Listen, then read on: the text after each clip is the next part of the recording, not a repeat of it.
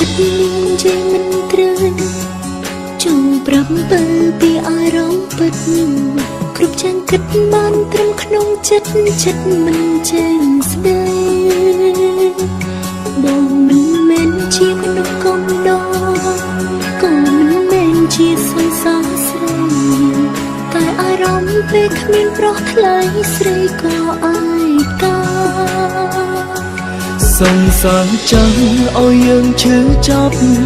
ចង់ស្បត់ប្រាំថាខ្លាចស្នេហាខ្លាចទឹកភ្នែកខ្លាចចិត្តសាវ៉ាខ្លាចស្នេហ៍បោកប្រាំជាជួបរឿងឈឺចាប់ដូចគ្នាតើបចឹងអាចយល់ចិត្តគ្នាច្បាស់ពេលក្បែរគ្នាចិត្តយើងស្រឡាស្នេហ៍ចាស់រសាយ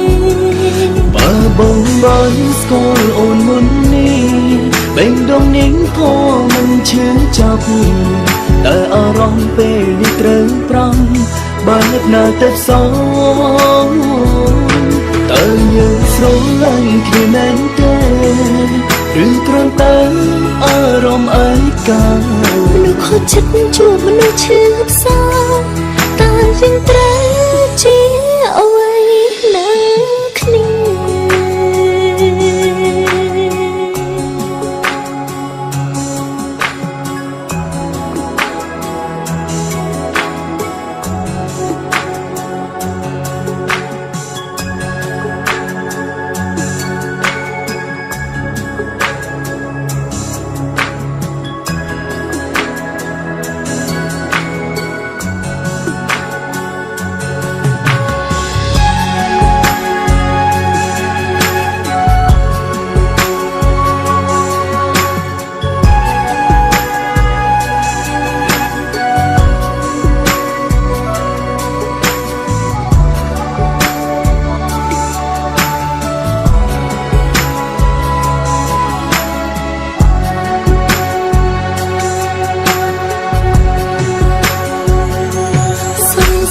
ចាំឲ្យយើងឈឺ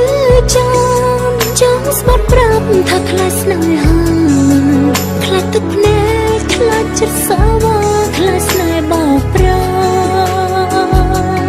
យើងជួបរឿងឈឺចាប់ដូចគ្នាតើយើងអាចយល់ចិត្តគ្នាច្បាស់